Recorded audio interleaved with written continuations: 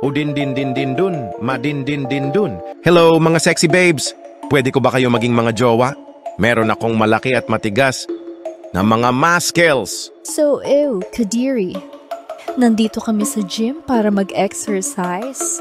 Sexual harassment yung ginagawa mo? Oo nga. Hindi ka naman namin kilala. Bago ka lang ba sa gym na ito? Ikaw ba ang bagong mascot?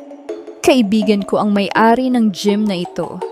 Ipapatanggal na kita. Bastos ka eh. Hindi ako maskot. At hindi totoong hindi nyo ko kilala. Matagal na kong pumupunta sa gym na ito. Ako si Jimmy Bonjing. Dati fantasy ko lang kayong dalawa. Kayong magkaibigan ang pinakamaganda sa gym na ito. Kaya nga kahit mataba ako at walang hilig sa exercise, lagi pa rin akong pumupunta sa gym. Kayo ang aking inspirasyon. Huh? Ikaw si Jimmy Bonjing? Yung matabang weirdo na laging nakatingin sa aking puwet? Oh my gosh, Jimmy! Anong nangyari sa'yo? Nakakamangha, di ba?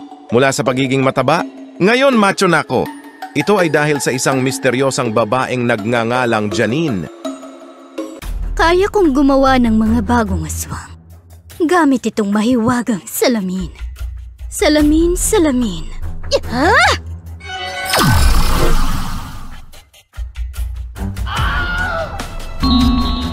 Udin-din-din-din-dun, madin-din-din-dun. Udin-din-din-din-dun, madin-din-din-dun. Udin-din-din-din-dun, madin-din-din-dun. Ngayong macho na ako.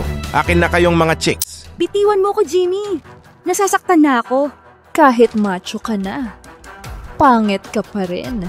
At hindi ako pumapatol sa pangit lalo na sa aswang. Tumahimik kayo! Ipapatikim ko sa inyo ngayon ang aking udin-din-din-din-dun, madin-din-din-dun. Yamete kudasai! Kukuhentuhan kita! Si Boss G ay isang gwapong milyonaryo na aswang master at seller. Isa siyang albularyo opa. Ang kanyang mga kaibigan ay may kanya-kanya ring mga kapangyarihan at kakayanan. Para malabanan ang dumaraming mga aswang na umaatake dito sa mundo, binuo nila ang isang grupo na tinatawag na GWAFO, ang Greatest Worldwide Aswang Fighters Organization.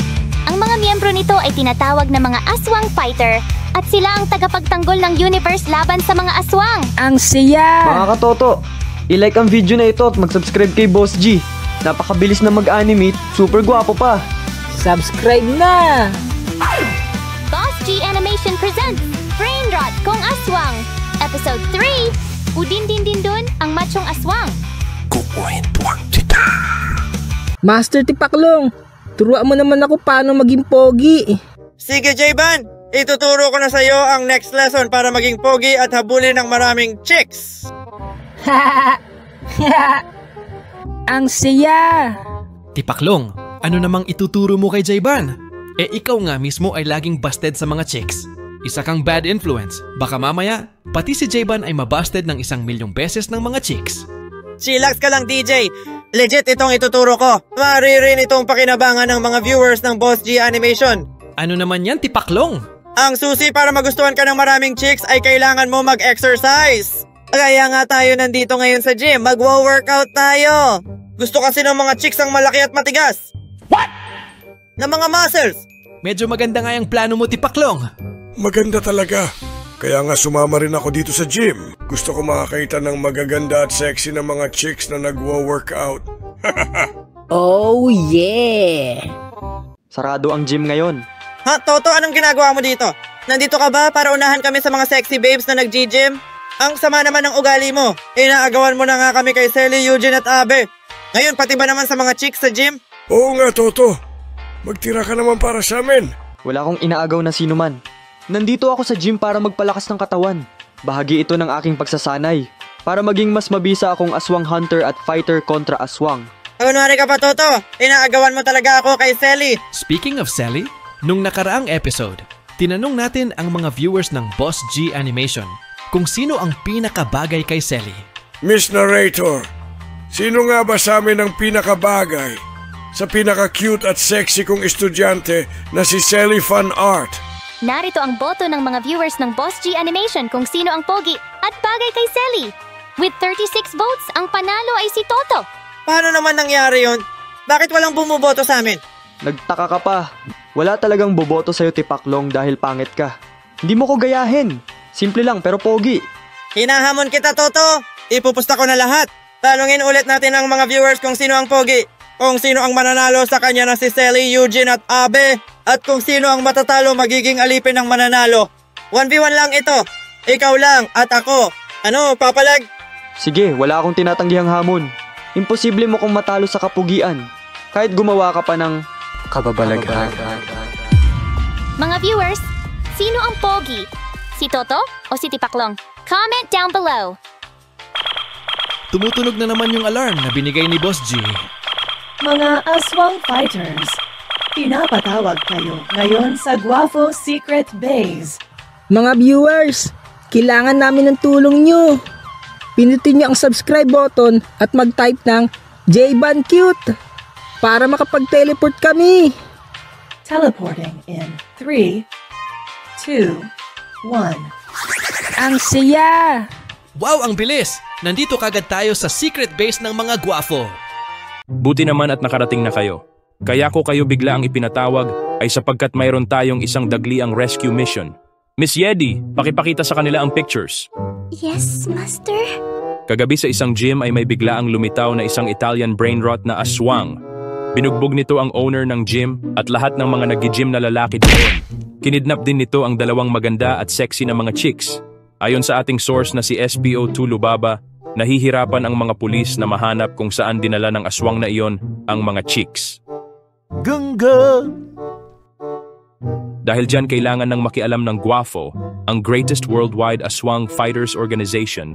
Sila ang mga ililigtas natin. Ang una ay si Lian. Palagi siyang nag-gym doon sa gym kung saan nangyari ang krimen.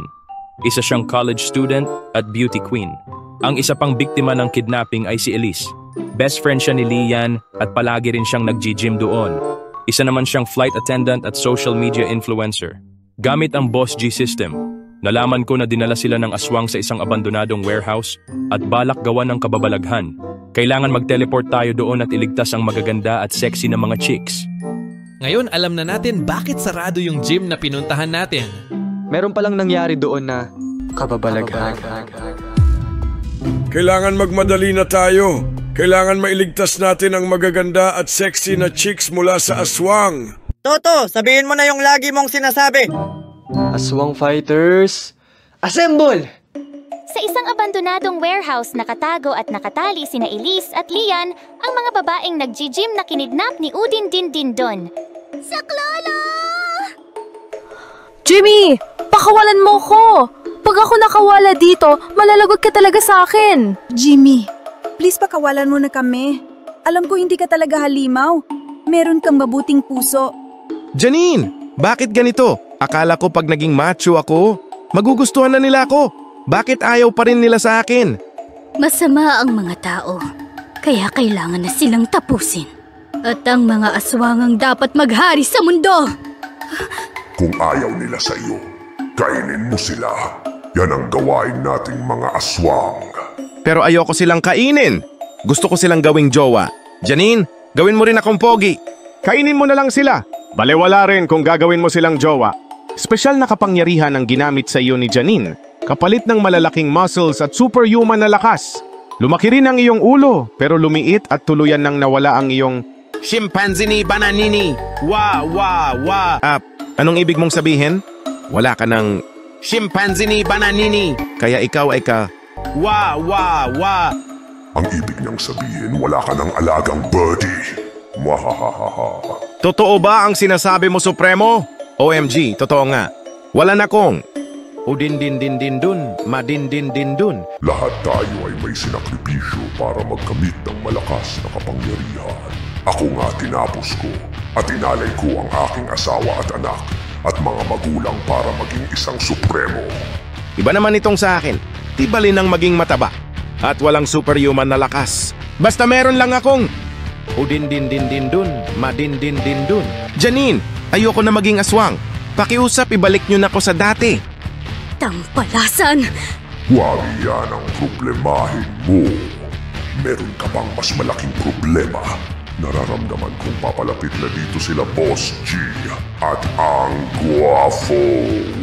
ang greatest worldwide aswang fighters organization. Humanda ka nang tapusin sila. Maraming salamat sa panunood. Hanggang dito na lang ang video. Gagawin ko ang kasunod kapag mayroon na itong 10,000 views at 300 likes. Pero kayo ba, papayag ba kayo? Magkakaroon kayo ng malaking muscles at superhuman na lakas? Pero magiging pangit kayong aswang at mawawalan ng udin-din-din-dun madin-din-dun? Anyway, kung gusto nyo mapanood bakit hinuhuli ng mga aswang fighters ang mga brain rot na aswang, panoorin ninyo ang video dito sa kanan. Ang gwapo mo talaga, Boss G. Boss G, mahal na ata kita.